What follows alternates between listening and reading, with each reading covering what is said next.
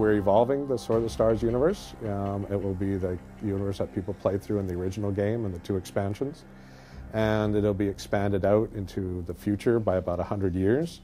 And so all the races you're familiar with will have evolved somewhat, taken on new aspects. Gameplay will take on new aspects.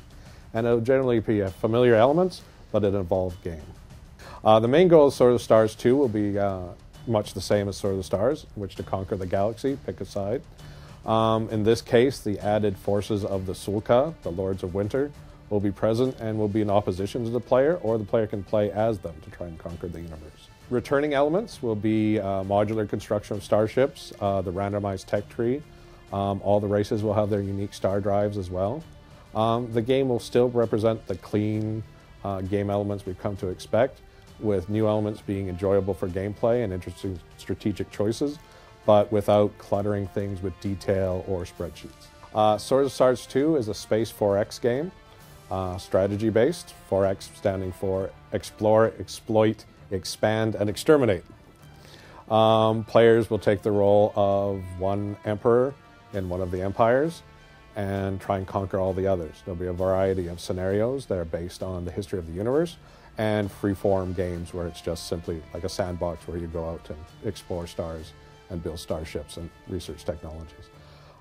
It'll be multiplayer up to 10 people, and it will retain the same turn-based real-time hybrid where your strategic turn is done on your own time, and then combat is a real-time combat mix in full 3D. The heart of Sword of the Stars is that it's a toolbox that rewards the player for his own tactics and strategy. Instead of the game telling you how to win, it's up to you to decide how to do it. It provides numerous weapons, numerous tactics, numerous technologies, and you as the player get to decide what it is will come up with the winning strategy. New features in Sword of the Stars will build on features in the original game and expand them out in new and interesting directions. The tech tree will of course have random sections and be expanded out for each race and different disciplines. But it will not be the same old tech tree of the original game with stuff just tacked on top. It will start at a higher level and move up even farther past what you found in the original game. Star systems will be more detailed. Instead of just one abstracted planet to fight over, there'll be asteroids and comets and multiple stars, and the whole meal deal. The 6 original races from Sword of the Stars, the Hivers, the humans, the Tarkans, the Zuul, the Liir, and the Marigi, will all be back. Some not in the same forms as they were in the original game, some in more complicated factions. For instance, the Marigi will form a federation of other races in which they will be the command and control military force guiding them, but they'll incorporate aspects of all the other races.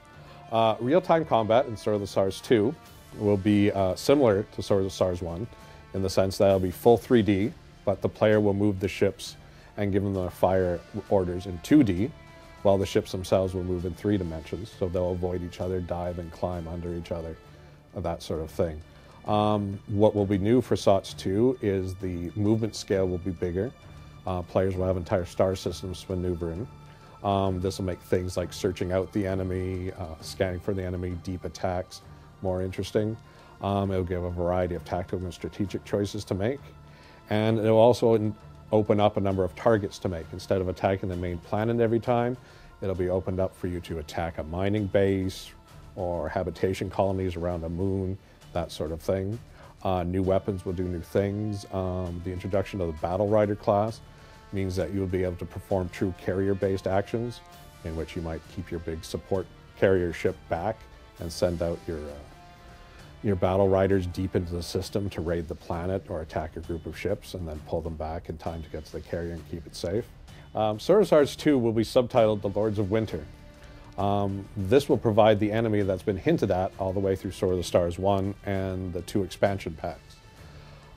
These are the dangerous Suul'ka, who originally enslaved the Liir and created the Zuul. Players have seen their actions from a almost third-party perspective, their footprints through the Sword of the Stars universe, so to speak. In Sword of the Stars 2, they will meet them full-on, and they will be able to play them full-on. And while we don't want to give too much away right now, it is safe to say that they will introduce gameplay elements and play like no other faction in any other 4X game seen so far.